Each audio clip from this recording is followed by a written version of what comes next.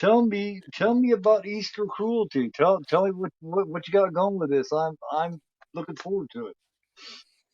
Well, it's a short, I guess. It's Yeah, I don't know how long it ended up being, but I think it's still a short.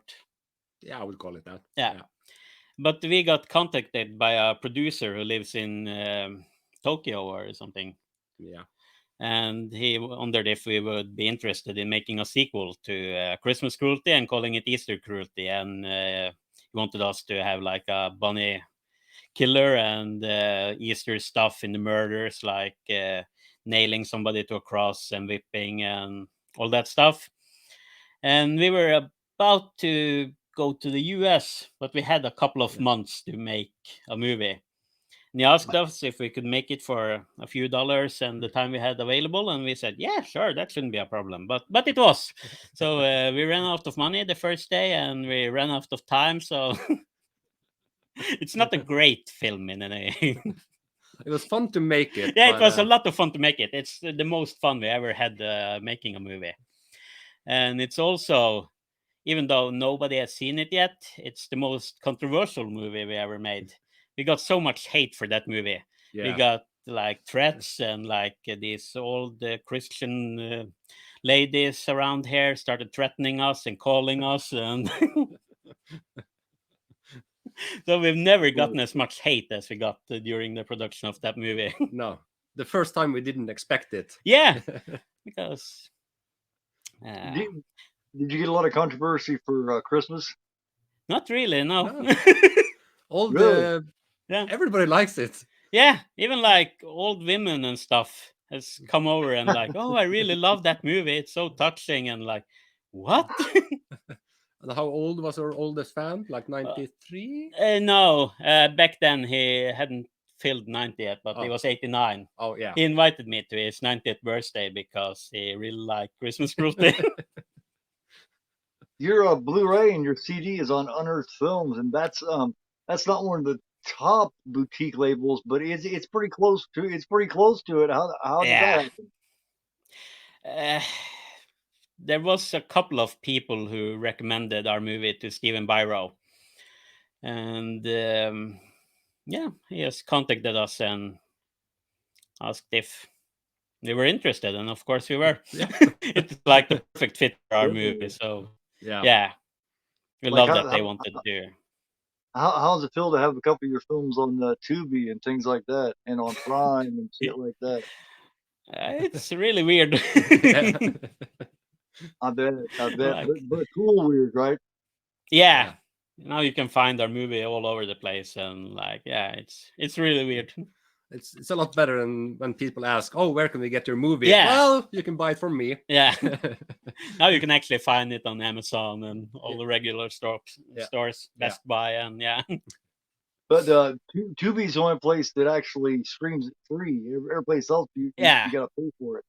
Um, yeah, I don't know if you've seen the poster yet for Terrifier 3, but yeah. I've that seen Christmas mask that hangs there, I could have swore that they were referencing Christmas Cruelty when I seen that Santa Claus. I didn't realize it was a whole head. I thought it was just a mask. I was like, they're referencing Cruelty the. Could because if be. you look real It close, would it be looks a great lot if they like it. did. We But it really looks a lot loved like it. Terrifier, so if they reference our movie, it would be an honor. But the next time you see that poster, take a good look at that Santa Claus head and look at Yeah, that face. but like, I think a lot of sick minds think alike. So I actually saw somebody mention that our mask looked like it was kind of a ripoff from Silent Night, the mask Right. that he has, like, with the dark eyes and stuff. But Yeah. we spent like 3 years making our movie, so I had made that mask way before they released the Silent Night. But I do see the similarities with the dark eyes and stuff. So I guess all us sickos just think alike or something, or it's a Silent glitch Night's in the Matrix. Silent Night's a pretty brutal one too. I Oh love it when yeah, that bratty ass little girl is sitting there going and mouthing off at her mom and shit. It's like, well, you just slapped this kid, and she goes to the door and she's like, do you got something for me? And he's like, yeah. And it's like, yes. And that's the only time you ever root for a child to get stabbed. But God damn it, I was like, Yeah, we do often, but that normal fucking people I brat, can see. man. It's like, will you teach this kid something, please? We are sicker than most people, so we even kill a baby in our movie. I know, it's the first thing that happened. I was like, what the fuck? And some people don't like that. Yeah. I don't get it. I bet they didn't, but I was like, damn. He's We like, I all- might as well start out with a little one. Yeah, we also wanted to kill like a small dog in that scene, but we didn't find anybody who would lend us their dog. But luckily, we found somebody who would give us their baby, so Yeah. that's good. I'm surprised And that- with how sensitive people are nowadays that they didn't make a bigger deal out of the fish. You know what I mean? People are so petty, and people are just so sensitive now. You can't do anything without offending someone. And No. It's so irritating. And that dead fish, he died of natural causes. We didn't kill it. So that was actual fish. They were kind of just tapping around there. Yeah, because we had 3 of them, and we were spending so much time making the movie. 2 of them died, so we used one of the dead fishes, but we didn't kill it. We did take very good care of the fishes while they were alive. Right. Well, I never imagined that you guys did. I'm just saying that a lot of people Imagine that we did. Yeah. They killed that fish. You know what I mean? Yeah.